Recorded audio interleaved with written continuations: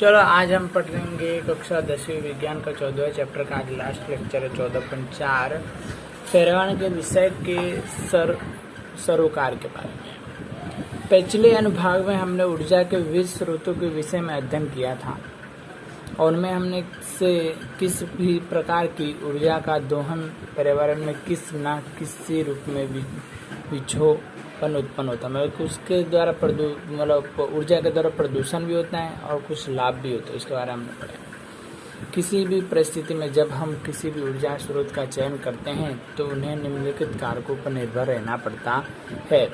उस ऊर्जा स्रोत से ऊर्जा प्राप्त करने में सरलता, मतलब कि कोई भी ऊर्जा प्राप्त करो किस तरह से सरल रूप हम प्राप्त कर सकते हैं। उस ऊर्जा स्रोत के प्राप्त करने में मितव्यता, उसमें क्या क्या नुकसान होता है वो, ठीक है।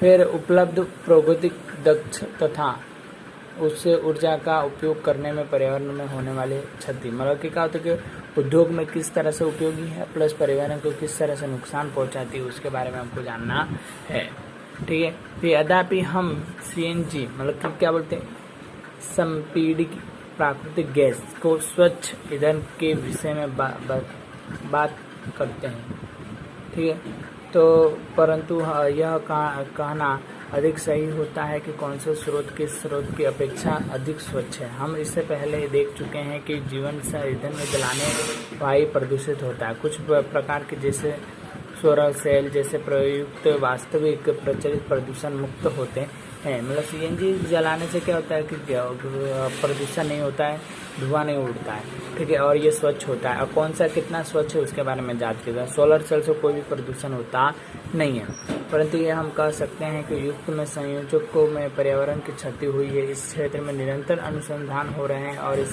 प्रकार से निर्माण के लिए प्रयास किए जा रहे हैं। अधिकांश समय में कार्य कर सके तथा अपने समस्त कार्य में कम से कम क्षति पहुँचे, कम से कम का क्षति पहुँचता नुकसान होता है।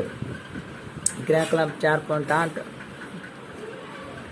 विविध ऊर्जा स्रोतों के विषय में जाने, एकत्रित कीजिए और ज्ञात कीजिए कि उनमें ऐसे पर्यावरण किस प्रकार से प्रभावित है। प्रत्येक ऊर्जा स्रोत के लाभ तथा हानियां अभिवाद कीजिए तथा इनके आधार पर ऊर्जा स्रोत का उत्तम करिए। मतलब कि हमको क्या क्रियाकलाप करना है, क्रियाकलाप में किस तरह से उससे क्या लाभ होता है, क्या हानि होता है, उसका किस चीज़ में उपयोग होता है, उसके बारे में हमको क्या क्रियाकलाप के क्या प्रयोग भी जैसा तैयार करना होगा।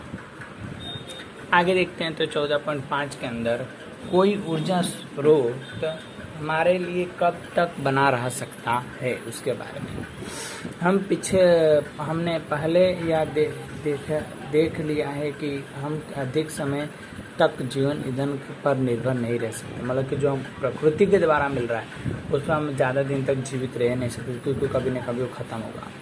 इस प्रकार के स्रोत को जो किसी न किसी दिन समाप्त हो जाएंगे उन्हें ऊर्जा स्रोत को समापय स्रोत अथवा अनवीनीकरण स्रोत कहते हैं, जो खत्म होने वाले स्रोत है उसको। इसके विपरीत यदि हम लकड़ी जलाने के लिए उपयोग में होने वाले वृक्ष की प्रतिस्थापित के जैव मात्रा का प्रबंध उचित प्रकार से करें तो हमें किसी निश्चित दर पर ऊर्जा की नियमित आपूर्ति सुनिश्चित कर सकता है। इस प्रकार के ऊर्जा स्रोतों के लिए पुनः हो सकता है, उसे हम क्या नवीनीकरण स्रोत कहते हैं। मतलब कि अगर तुम लकड़ियाँ जलाते हो, चाहे हम लकड़ियाँ जलाते तो लकड़ी को काटते तो वृक्ष एक ना एक दिन कम हो जाएगा और ऐसा होगा कि कभी मिलेगा ही नहीं।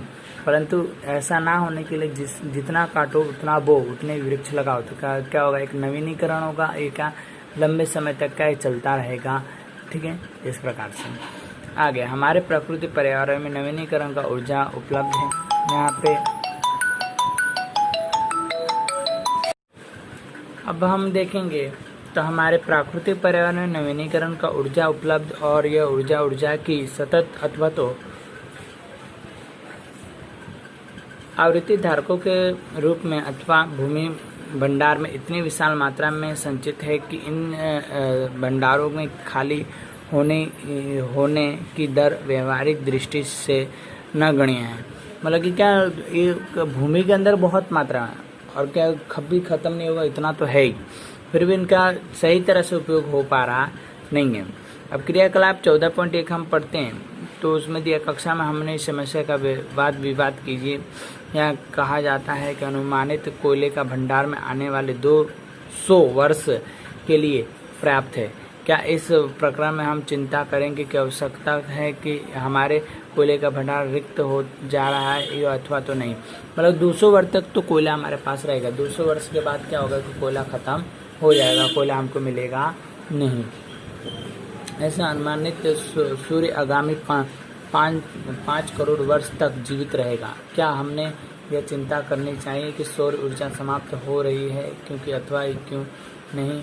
मतलब कि सूर्य 5 करोड़ वर्ष रहेगा, 5 करोड़ वर्ष के बाद क्या होगा कि ख़त्म हो जाएगा, तो फिर उसके बाद क्या सूर्य मिलेगा नहीं। ऐसा आगे वाद विवाद के आधार पर यह निर्णय लिया जाएगा कि कौन सा ऊर्जा स्रोत समाप्ति और अच्छे और नवीनीकरण अनवीनीकरण है, इसके चयन के लिए अपना एक तर्क है। मतलब कि कौन से क्या है कि स्वच्छ है, कौन सा प्राप्त कर सकते हैं, कौन सा फिर से प्राप्त नहीं कर सकते, इस सब पे क्या चर्चा विचारना क्लास के अंदर करनी है।